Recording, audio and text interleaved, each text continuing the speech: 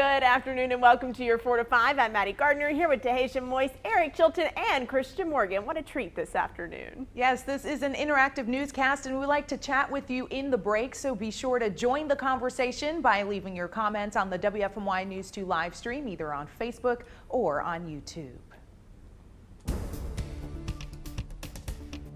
Well, let's take a look outside and get a quick check on that weather forecast. You know, it's been a little bit of a busy afternoon. We've been tracking some storms in the area, mainly to the north and west of the Triad. If we zoom in a little closer, you can see where most of the action is right now. Just some moderate rain in Surrey and Stotts counties, but there is a pretty strong storm, pretty nasty storm moving through Wilkes County to the southeast, crossing over North Wilkesboro in the next 5 or 10 minutes. You can expect some heavy rain, also some frequent lightning and some strong wind gusts, and even some hail are possible with this storm. We'll have to watch as we go throughout the afternoon, because we do have the possibility of some more of these storms popping off as we go through the afternoon and the evening hours, and then things should start to quiet down really after the sun sets and we lose some of our daytime heating. Temperature wise, in the lower 80s across the area right now, and you can really pick out on that temperature map where it's been raining at. It also is extremely humid, upper 60s to near 70 for our dew points. Over the next 12 hours, we're not going to cool down a lot. We will stay muggy heading into the nighttime hours. Temperatures only bottoming out around 70 degrees,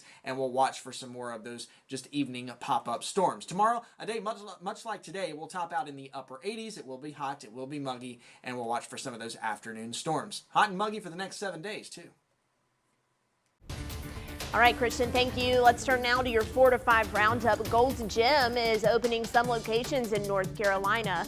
3 company-owned gyms in the Triad will open: Brassfield, Wendover, and Randleman. That's all happening this Thursday, July 2nd. In an email, the company says they're allowed to reopen according to the state deputy attorney general's letter. It says the gyms can reopen to people who are directed by a medical professional to exercise. It also said they will not ask guests for any medical information to prove that. Gyms will limit their hours and say they'll clean more often. Equipment will be spaced out and staff and members will wear personal protective equipment. Millions of Americans are still waiting for the IRS to process their federal income tax return. A new report says nearly 5 million taxpayers haven't gotten their 2019 return as of mid-May because of a backlog. The National Taxpayer Advocate, Aaron Collins, says this season has been hard for both taxpayers and the IRS because of the pandemic, and that's for a couple of reasons. First, the deadline to file your taxes was pushed back to July 15th. Many people have had less access to help because the IRS shut down many helplines and call centers. More than 140 leaders in Alamance County have now signed a statement to respectfully relocate a Confederate monument in Graham. In a statement, the group says while the artifact is undeniably part of our history, for many in our community it represents an ideology incompatible with equality. The group wants the county commissioners and city council to move that monument. They say it will also remove the threat to public safety that has been created in Graham. A Lexington man is doing his part to make sure others have access to masks. Ben Davis with City Electric Supply donated 100 masks to the Guardium Ad Litem program. Volunteers with that program advocate for children as they go through the state's foster care system. Davis says volunteers only get 2 masks from the state, and he knew it wouldn't be enough. And, you know, with all the volunteers, since the courts has opened back up, when they go back to courts and everything like that, everyone needs to be wearing the mask in there. We're having to wear them everywhere else we go to try and help prevent this spread. So let's get them out there to people that are doing good for our kids and stuff. Davis says he's also working on providing masks for other organizations in the community. Well, critical health screenings like mammograms have dropped significantly because of COVID-19. One estimate by the Epic Health Research Network says screenings have plummeted as much as 94%. As more health centers are opening their doors to elective procedures, health experts say it's important to sign up for a screening sooner rather than later. Early detection for breast cancer and other cancers are key. Well, you have multiple opportunities to get a free coronavirus test if you need one. In Guilford County, testing will happen tomorrow at North Carolina A&T from 10 a.m. to 2 p.m. at the Corbett Sports Center. Testing will be done by appointment only, so be sure to schedule yours, and you can do that by calling the number you see there on your screen. And Rockingham County is also offering free testing. It's every Tuesday and Thursday from 10 a.m. until 2 p.m. It's happening at the Madison Mayodan Public Library. Testing is done on a first-come, first-served basis. Well, there's a major reason to smile today. We're talking about smiling for a triad family and a church community, because a pastor who has spent almost 3 months in the hospital battling coronavirus the entire time is finally headed home. WFMY News 2's Aduria Chumba was there for the emotional event. I feel wonderful. Amen. Wonderful. After all I've gone through, I was in a coma. I had shingles. I had to be on dialysis. It's just so many different things that happened, but I thank God that I lived to see this day. High Point pastor Rory Baker spent 87 days in the hospital after contracting COVID-19. His wife went to the hospital daily to pray not just for her husband, but for the doctors and nurses treating him and other patients dealing with COVID-19. That's where she met a stranger, a hospital worker, one day. That stranger joined her in prayer and gave her hope for a miracle. I feel so blessed and so grateful that God has allowed my husband to walk through those hospital doors and to be able to go home to us. I'm just truly grateful. I spoke with 2 of Pastor Baker's 7 children, and they said they were glad their father is finally going home. They said they owe this moment to the prayers of strangers who lifted their father up in faith. Thank you for everyone who is praying for him, because the prayers is what helps him through it all, and what helps us through it all as a family. So the prayers and just praying and believing. And coming up, a warning from Pastor Baker and lessons we can all take away from his ordeal with COVID-19. Aduria, thank you. Bars in Raleigh have been forced to shut down again after some decided to reopen despite Governor Cooper keeping our state in phase 2. Some bars in the city reopened on Friday night. Now, the attorney representing those bars argues they were following orders because they open as private bars or clubs. Mayor Marianne Baldwin warned the bars to shut down. Now the city is working to educate people. They say officers are handing out cards with information about the Safer at Home order, and they're asking people to comply. It's interesting. I didn't even realize that there were some that were open in this area. Right. I guess they made that decision and found something that they thought gave them the authority to do that. It wasn't a very smart idea, I guess, to have to reopen and close back down. That has to be frustrating for those business owners. Unpopular opinion here, but why don't they just follow the rules? I know it's frustrating. I know they're in hard times. We feel for them, but the governor put that in place. Right. I mean, at the end of the day, you know, the businesses are going to do what they have to do and pay with the potential consequences after that. Now, we have seen in other states bars that have reopened, and now they too are having to shut down. So this is nothing new. Right. I mean, some states had started to reopen. You look at Texas and California, they eased restrictions and they had to go backward again because their cases started to climb. We just pray that that doesn't happen here. Yeah, I would like to enter phase 3 eventually. Yes, absolutely. Yeah. All right, well, before we head to break, some sad news to report. Award-winning actor Carl Reiner died last night. He was 98 years old. Reiner was best known for creating the Dick Van Dyke Show and starring as comedian Alan Brady on the show. He won 9 Emmys over 7 decades. He also won a Grammy and the Mark Twain Prize for American Humor in 2000. We'll be right back.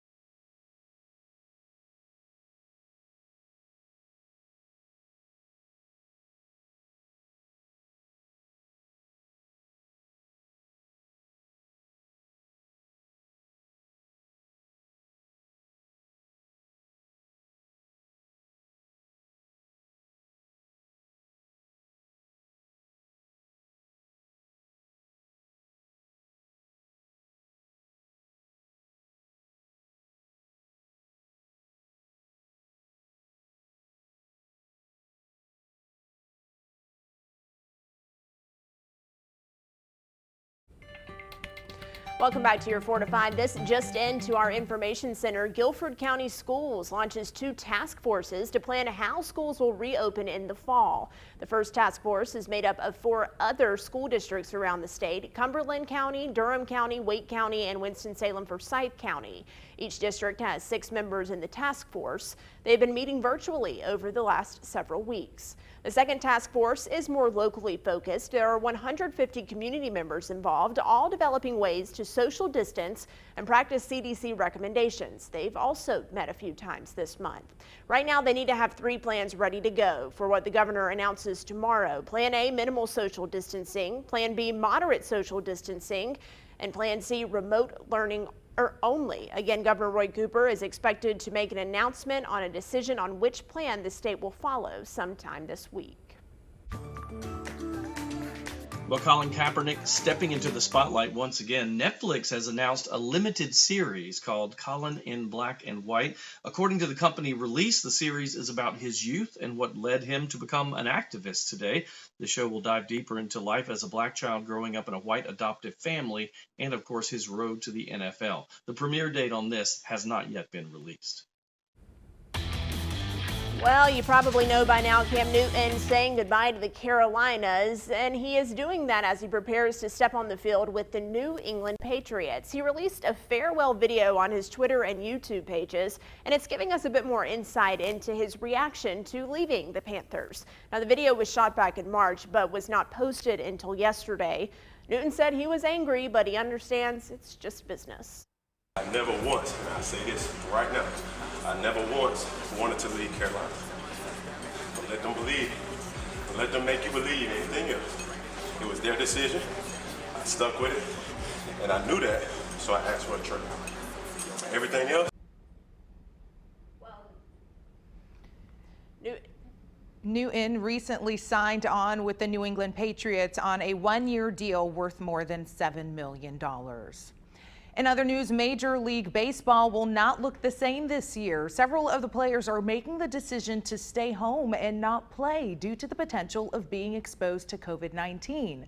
Now, one of those players is Ryan Zimmerman of the Washington Nationals. He tweeted that he won't play to protect his family. He has 3 young children, one of which is a newborn, and his wife is considered high risk.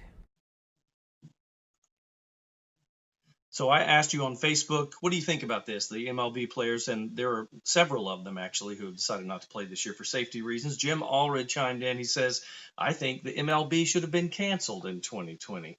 Ernestine says, yes, this is okay. Best to be safe than sorry after the fact. Good for them for having a conscience and caring about others and not themselves and the money.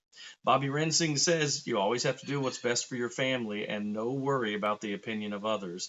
And Anthony says, I'm perfectly fine with it. They are humans too, and they have to think about their health and well-being. Me personally, with all that's going on, I think it's stupid to do any type of sports, especially baseball, basketball, and football. With those type of sports, there's hardly any way you can prevent someone from getting sick. Something to think about, that's for sure. I would have to say, if I had a newborn and my wife was high risk, that has to take top priority. And those guys, or Ryan Zimmerman especially, make so much money, I think he's going to be okay for a while. Yeah, I respect the decision of Ryan Zimmerman, because you hit the nail right on the head, Eric. He has more important things to worry about, and clearly money is not an issue for him. Yep. Even for me, if I had a family at home and I was going out every day having to come to work, I would probably think twice about that, and if I'm putting them at risk. And I wonder if we'll see any more decisions like that Wake Forest coach that's going to be spending the entire season away from their family because of COVID-19, and they will still choose to play but not come home at all. We'll see. We'll see if sports happen this year. All right, let us know what you think about all of this. We are live right now on Facebook and YouTube. Join our conversation. Use that hashtag 4 to 5.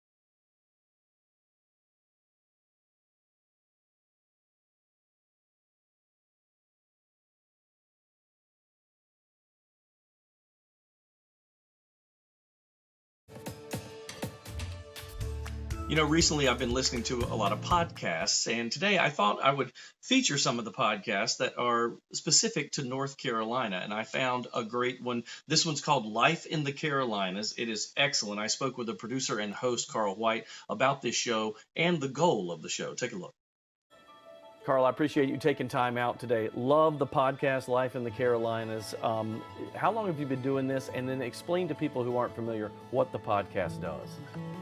Well, Eric, it's our third season with our podcast, Life in the Carolinas, and it is a celebration of the people and places of the Carolinas. It started as an additional outlet for our TV show, which we've been doing now for over 10 years. And it truly is an opportunity to allow some of our stories to come to life in a bigger way. You know, the limitation of only having an incredible person on camera for 3 minutes or 5 minutes, I often walk away and say, oh my gosh, I wish we had the time to allow their story to come to life, because the people of the Carolinas is what makes our area so wonderful. I love what you said before we started recording, when you said that, you know, there are so many great stories and storytellers, and my job is to let them be heard, not for you to be seen. And that's a journalist, a good journalist does that, right? It's true, but it's a challenge sometimes, because sometimes as I'm talking with people, if you're talking to someone that's on the intellectual level and they're philosophizing and you want to get involved with that, but I try to pull myself back, because it really is my chance to build this wonderful archive of stories. And you know, my favorite thing to do is to sit and listen to some of these stories over and over again, because it helps me understand, here again, what a great place we're in. We're very lucky to live here. You're right. You're leaving a great legacy. Thank you for taking time with us today, Carl. We appreciate it. Oh, it's been fantastic. Great seeing you again. Now, if you want more information on this, of course, go to WFMYnews2.com. Look for this story. I've got a link there to his website, but that podcast can be found on all podcast outlets, any one that you use. It is out there. It's called Life in the Carolinas. We're coming right back.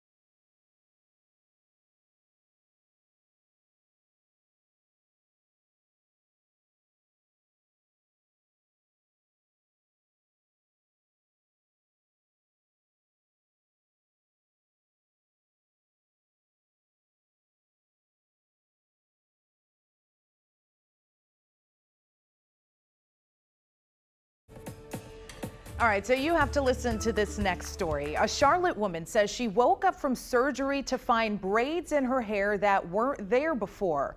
It sounds strange initially, right? But here's what happened. India Marshall says she had bone growths on her skull that recently required surgery. So when she woke up with the braids, Marshall thought that maybe one of the nurses did it. But it turns out it was her surgeon. Dr. Jewel Graywood has daughters at home and knew Marshall's curly hair would get tangled in the surgery. He didn't want Marshall to have to lose any hair, so he parted her hair, braided it in a way so that that wouldn't happen. Graywood says he would do it for any of his patients. Now, this story obviously going viral on social media. A lot of people saying that doctor went above and beyond here to do that for her. I mean, I think that was that's about the most thoughtful thing I've ever seen, you know, a doctor do, especially in surgery. I know for her, she probably woke up and go, what? Who's been messing with my hair? But then when you find out the reason behind it, that's a pretty nice thing. Yeah, you always think, oh, my surgical team is going to do everything they can to make me healthy, maybe to save my life, but not go above and beyond in this way just to make sure that she felt comfortable and she didn't have to lose her hair. I think that's awesome. What a great story. Yeah, and she didn't realize it initially, too, because her head was wrapped up. So it was a day after her surgery. She's at home and she's like, wait a second. Oh, this is great. Yeah, I did not have these braids before. Right. Who did this? Your surgeon. Yeah. Awesome. All right, Christian, what's going on with that forecast? I'll tell you what, it's turned out to be a little bit of a busy afternoon, especially for our friends in the western counties and in the foothills. That's really where the brunt of our rain and our storms have been so far, and for the most part, we are dry in the Triad. Let me zoom in a little closer and show you still some steady rain in Surrey County and in Yadkin County, watching some storms in Wilkes County, all moving to the southeast, and these have actually been raining quite hard. They've dropped, you know, a little over an inch of rain in Wilkes County, inch and a half of rain, and then further up you go into Surrey County towards Mount Airy, over 2 inches of rain really in just the last couple hours. And because of that, there is a flood advisory in effect for those areas as we head through the rest of the evening hours. For us here in the Triad, it's just mainly some clouds. We are getting some light rain in Greensboro. Temperatures in the lower 80s, but you can really tell where that rain has taken a toll on our temperatures as we've gone throughout the afternoon. Tonight, it'll still be muggy, upper 60s to near 70, and tomorrow, a day much like today, upper 80s, hot and humid, and we'll watch the afternoon for a few scattered storms. Your 4 to 5, we'll be right back.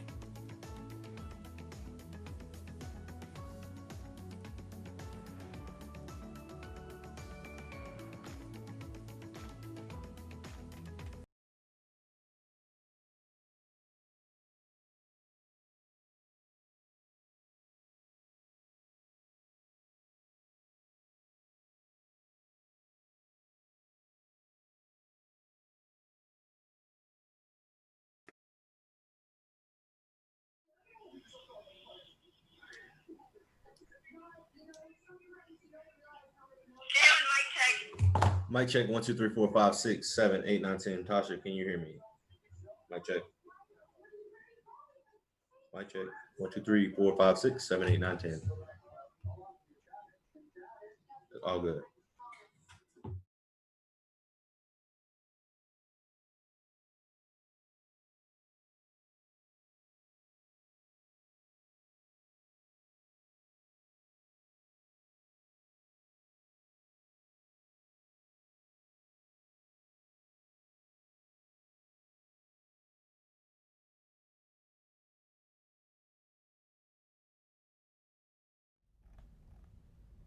Hey, ice cold milk and an Oreo cookie, they forever go together.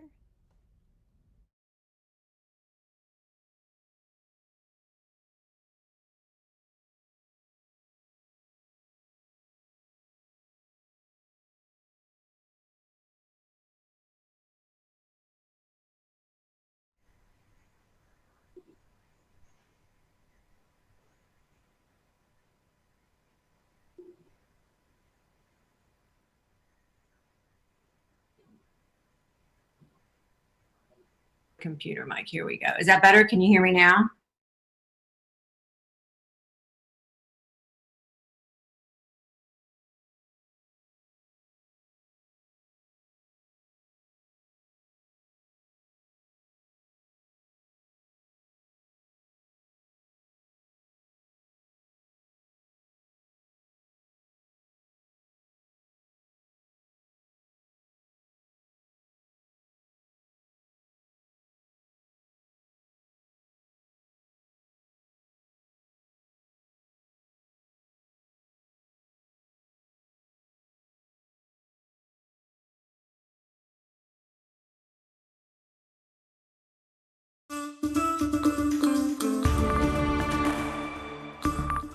Good afternoon and welcome to your 4 to 5. I'm Taheshah Moyes alongside Maddie Gardner, Eric Chilton, and Christian Morgan. Yes, this is an interactive newscast where we chat with you during the commercial breaks and really during the show in real time. We're live on Facebook and on YouTube.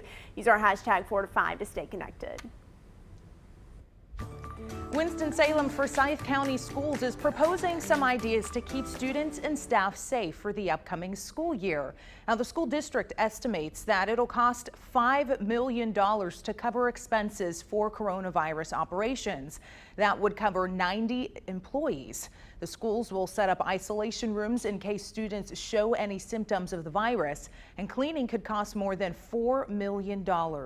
Leaders are also working out how buses will operate. Currently, the average bus ride in the county is 20 minutes without social distancing, and the district estimates that bus trips could take up to 2 hours if only 8 students are allowed on board at the time. There will be no out-of-state field trips for the year, and kids will eat on a staggered schedule in their classrooms for lunch. But remember, all these elements of this proposal is dependent on what the governor decides for the upcoming year. Still, parents and guardians are all wondering what school is going to look like in the fall. Our social media guru, Jalen Gilkey, is back today. Jalen, what are parents saying about Winston-Salem Forsyth County's proposal here? Yeah, not many comments, but a lot of questions coming in. Our first comment or question comes from Kenya Smith. She says, I wonder how the principal will build and sustain relationships with the virtual model that they will be practicing. Valencia, she wants to know, will visitors at schools be limited, and are parents allowed in classrooms? And then Liz, she says, I think I'll just keep my children at home. And finally, our last comment comes from Jessica. She says, then parents need to be responsible and have their own A, B, and plan C in case kids need to come home. We got a lot of comments. If you want to chime in, go to our Facebook page and find this post and drop your comment. Let us know how you're feeling. All right, Jalen, thank you. In the meantime, Durham Public Schools are considering requiring elementary school students to wear masks in the fall. Now, as Governor Cooper's mask mandate stands right now, middle and high school students would be required to wear masks while on school grounds and on the school bus. District leaders say they know it would be harder for the younger students, but feel it's important. The district also plans to provide at least 3 face cloth coverings to each student. So I started this discussion on my Facebook page asking today if all elementary school students should be required to wear masks in your opinion. So let's get into some of the comments that you left today. Amy writes, that's a difficult requirement for kids that young. They'll spend most of the time telling them to leave it on. Carol says might be easier to have cubicles than masks. And Dawn says this is a teacher's worst nightmare. Paul Higgins says, how would you get a 4 or 5-year-old to keep a mask on all day? We can't even get adults to do that. And Paul writes a very valid point here, because I know as a child, I'm always touching my face, I'm touching everything. It's going to be very hard to enforce at that level. I think that would be hard for kids anywhere from probably kindergarten through about 3rd grade. I think once they got to 4th and up, they might be able to do that, but that's going to be tough. You won't be able to understand them very much. They're going to play with it all the time, you know, and it irritates you. Kids will be the first one just to reach up and just take it off. I think teachers probably would spend more time trying to keep them on the kids, as that one viewer said. I agree with that. That's a tough one. And then there was someone else that chimed in on the conversation, Eric, and they said, you know, it's one thing to get it at school, but if the parents aren't on the same page as the school district and the parents don't see it as a big deal or important, that could pass down to the kids. No, it absolutely will, and that will come through in the classroom too. Safety purposes, I understand that, but that's going to be a tough one to try to enforce. Something we'll keep an eye on for sure. We are keeping an eye on Governor Roy Cooper's office. He is expected to make an announcement about the new school year sometime this week. Now, the coronavirus pandemic, of course, has caused and is continuing to cause disruption to life. As parents adjust to a new normal, it can be daunting. So BLANCA COBB is here. We're going to talk about ways parents can help themselves and their kids have a positive outlook about next year. So BLANCA, if you can hear me here, how does a parent's outlook and situation influence their children? Parents are a huge influence on their children. Children are always looking for parents for guidance on how to act or how to feel about something or even how to view situations. So if the parent is coming across positive, then the child is getting a cue that they should be positive also.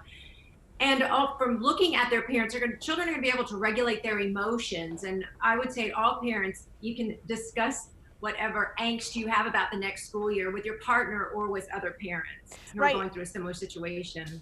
Right. What can parents do if they are having negative feelings about the upcoming year? Well, what I say is that what you do is that you turn that concern, whatever you have as a concern, problem solve. So let's say, for example, you're concerned that your child cannot wear the mask all day long. What you want to do at home is you want to problem solve and talk to your kid and say, okay, at school you're going to have to wear it all day. And I know that can be tough, but we're going to practice at home. And so you want to have extended periods of time where they do, and there's some type of reinforcement when they are wearing it, because you want to reinforce that they would do that all day. So whatever the concern is for the parent, find a solution, and that's how you present it to your child. Right. It'll make you feel better. Build them up to that point when they might have to be wearing it all day. Makes sense, Blanca. So what if kids are feeling anxious or worried about this? How can parents help them cope with those feelings? Parents need to show empathy. Look at the situation from your child's point of view. You may not agree with it, and that's okay, but just be very empathetic. And that doesn't mean you have to agree. So let me give you an example. Let's say that your kids are like, oh, I don't like it when people get too close to me. Well, if that's a potential problem for your child, then you can problem solve. Give them different ways of handling a problem if they are at school. What can they say or what can they do to get some more distance? Or let's say it's going to be virtual learning next year, and then your child is really upset because they're not going to be able to hang out with friends. That's a great time for you two to talk about how you can incorporate friends during the school year that is still safe for everybody. Yeah. So again, just empathize with your child, look at it from their perspective, and then problem solve so that way that they're happy and more comfortable. Good point, Sarah Blanca. Thank you so much. Again, we will keep you updated about what we find out this week from Governor Cooper and what school may look like in the fall. Christian?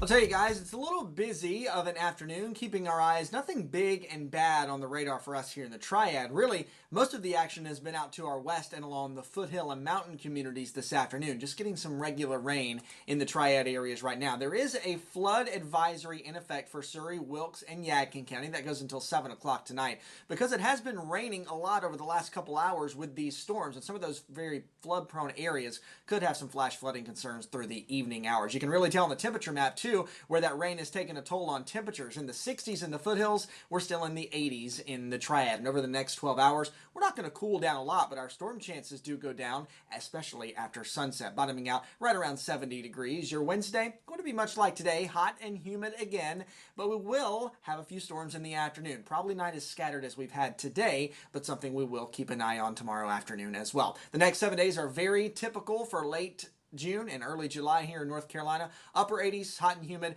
and low chances for some afternoon pop-up storms.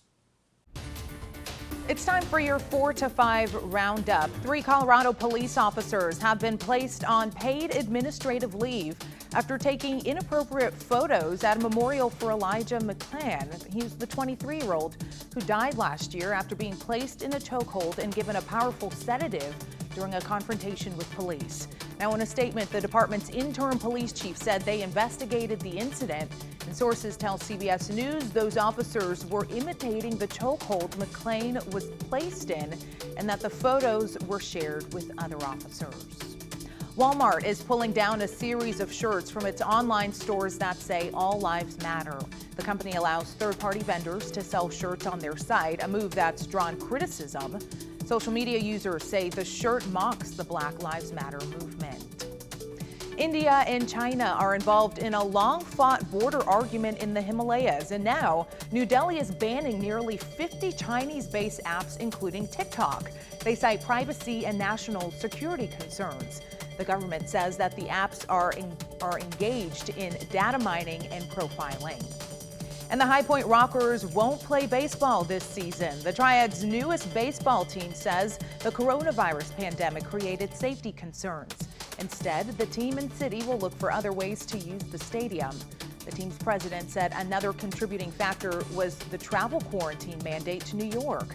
The Rockers were scheduled to play in Long Island this season. You know, we ask you sometimes to tell us something good. Well, guess what? We've got good news for you now. We love to deliver good news. It took 70 days to be able to say this, but Claps Nursing Center is officially COVID-19 free. As the Guilford County Living Facility celebrates, WFMY News 2's Jess Winters explains why they're still on the state's outbreak list.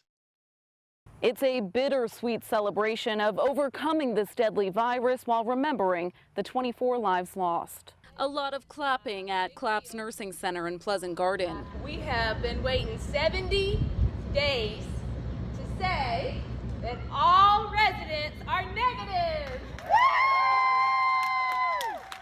All patients at Claps that had COVID-19 no longer have it. Additionally, those that never had it have continued to test negative for more than 10 weeks now. The North Carolina Department of Health and Human Services still has Claps on the living facilities outbreak list because the total amount of coronavirus cases the nursing center has seen since the start of the pandemic is above 90. An outbreak is officially declared over once 28 days pass without a new positive case. For Claps, this 28-day mark will be July 9th.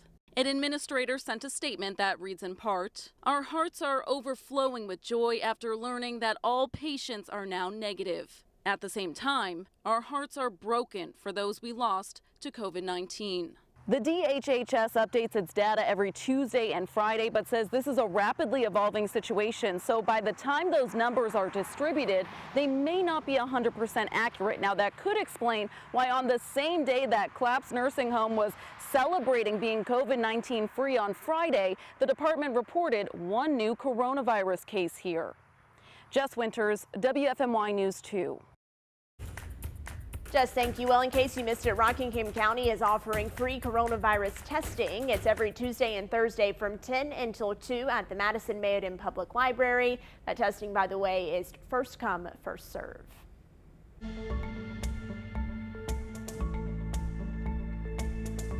Alrighty, my 4 to 5 friends, here's the question. When you're done wearing your mask, you're in the car, where do you put the mask? Maddie, you first. Oh, my rear view mirror. Just hang it up there like a little good luck charm. Taheshah? I put it in the middle console there. That's where I put it. Okay, so according to the Cone Health doctor I talked to, most people make the mistake of putting their mask in a pocket or their purse when they're done. And what happens when you do that? I'm guessing all the germs get everywhere. Yeah, all the yuck from everything is spread around on your mask, which you're trying to, of course, keep apart from everything. So maybe even the rear view mirror air center console isn't the thing. You know what she says? Grab a Ziploc bag or a paper bag and put your mask in it when you're done. And of course, she says you should watch it every single night after use. Hey, it's a question we're getting quite a bit lately. Are the road tests waived to get your driver's license? Well, the answer is yes, but only if you're a certain age. Why all road tests aren't waived? That's tonight at 5 o'clock. And coming up at 5:30, we're taking your unemployment questions, and I know you have them. Text them to 336-379-5775. Our expert is from Wake Forest School of Law. They have a free project that is designed to help you.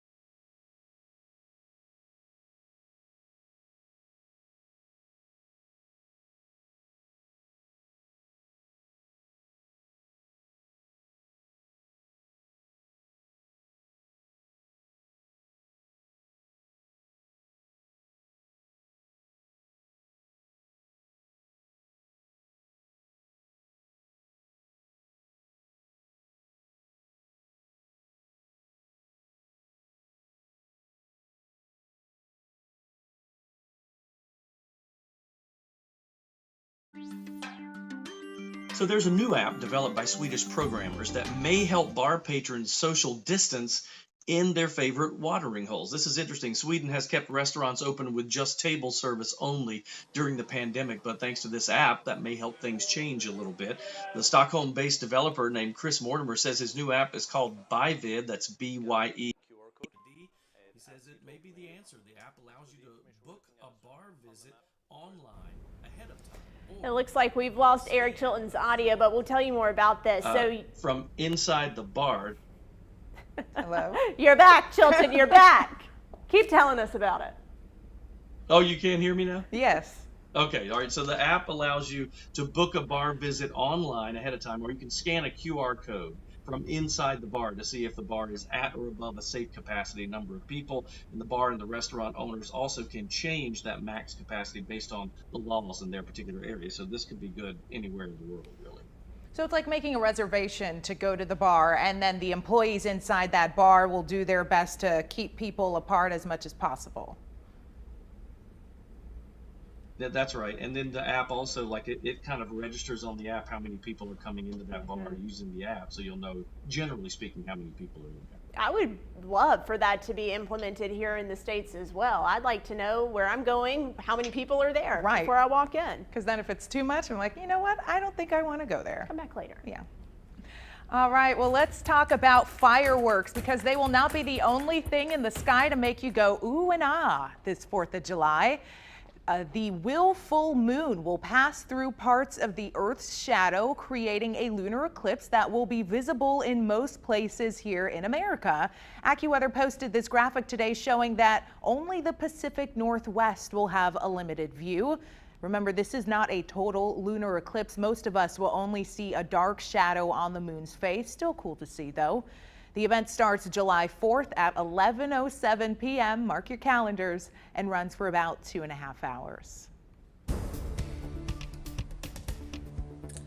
Hey guys, and barring any clouds, that should be pretty cool to see. In fact, it's actually the first eclipse that we've had since 2019. So it'll be something, something to look at. Hopefully, I don't think we'll have any clouds that bars the viewing of that, but of course we'll watch. We are watching some rain and some storms, mainly in the western counties and the foothills for us right now. It's just some regular old rain in the Triad, but there have been some strong storms along our foothills in Wilkes County and Surrey County and Yadkin County, and there's also some pretty hefty rain totals so far there. Over 2 inches in Wilkesboro, over 2 inches in Mount Airy as well, and there is a flood advisory in effect until 7 o'clock tonight, because if they get any more rain, some of those very flood-prone areas could have some flash flooding concerns. And of course, we will keep our eyes on the radar as we go through the rest of the evening. Temperature-wise, we're in the lower 80s across the Triad right now. Tonight, dropping down to around 70 degrees. It will still be muggy. And tomorrow, it's hot and humid again, watching the afternoon for yet another chance for some afternoon scattered showers and storms. You're 4 to 5. We'll be right back.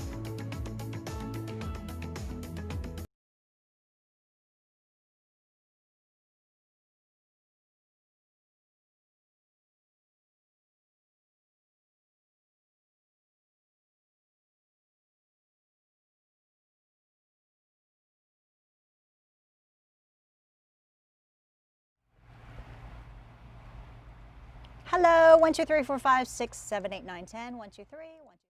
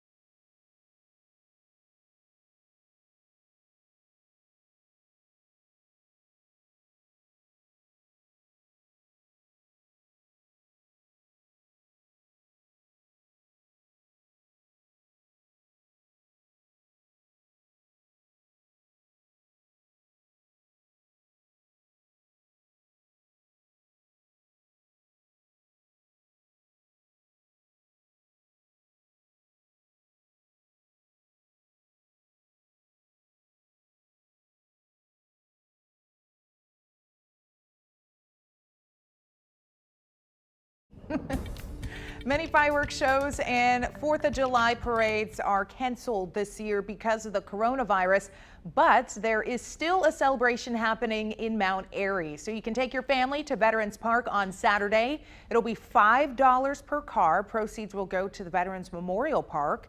And to keep families safe and healthy, there will be no food vendors and cars will be properly spaced from each other.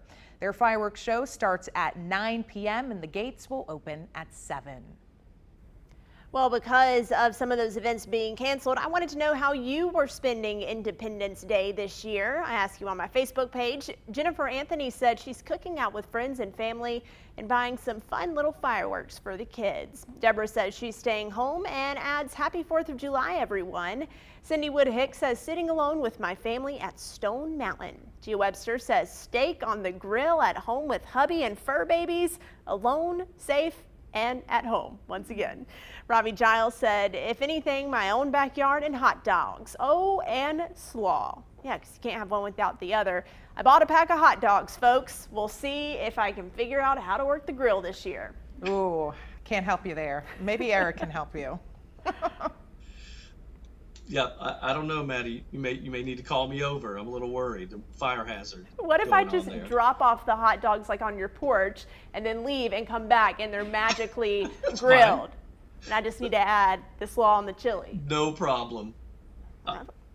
I will whip those up for you and then leave them back out there with a little note. How about that? That'd be great. If you have any chips or French fries too you want to add in, I won't be mad about it.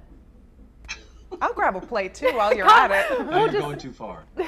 Too far. I pushed it right up to the line and then I crossed it. You can continue to weigh in. How are you spending the 4th of July this year? Use our hashtag 4 to 5. Chilton, mix me up a plate as well. Well, coming up on WFMY News 2 at 5 o'clock, Lexington city leaders want to move a Confederate monument that's been on display in Uptown for 115 years. We talked to the city's mayor who says this case has a good chance of going to court. That's coming up on WFMY News 2 at 5.